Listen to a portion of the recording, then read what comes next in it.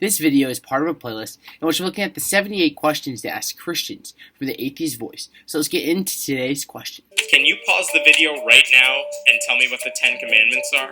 And if you know them, and good for you if you do, why do so many Christians believe that the first 4 of them belong on government property and in the classrooms? Would you feel comfortable saying the Pledge of Allegiance in class every day if the words were one nation under no God? So, the 10 Commandments are, you shall have no other gods before me, you shall make no idols, you shall not take the Lord's name in vain, you should keep the Sabbath day holy, you should honor your father and mother, you shall not murder, you shall not commit adultery, you shall not steal, you shall not bear false witness against your neighbor, and you shall not covet.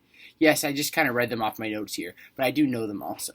There's bigger questions, though, that are being asked, such as, do the 10 Commandments and other Christian symbols belong on public property?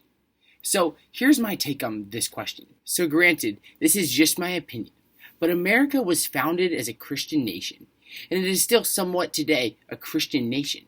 So it is natural that we would expect Christian symbols such as the 10 Commandments on public property because of earlier Christians' devotion to God. We see the same thing in Muslim countries such as Libya, as their flag is symbolic and represents Islam. This is a normal thing. So should they be allowed on public property in the United States where there's freedom of religion?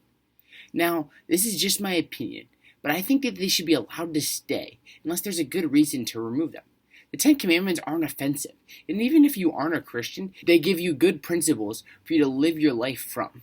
We were built as a Christian nation, and these landmarks are a part of our American history. The following question deals with the Pledge of Allegiance. It's very similar, but I also want to go into this.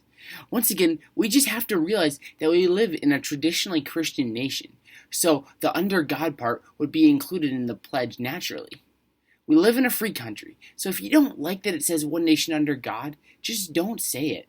So for me as a Christian, of course I wouldn't say one nation under no God, because I believe that's false, that we are a nation under God. So these are my answers to these questions about the role of Christianity in government. I believe everyone should be free to practice their beliefs, but we shouldn't just be repressing Christian symbols because it may be offensive to others. I don't find Islamic or Buddhist symbols oppressive towards me. I just don't agree with what they believe. But all in all, God is good, and we should remember to tackle these questions and any other questions that we have with prayer first and foremost. Thanks for listening, guys. I'm Zach. This is Ed here in Apologetics.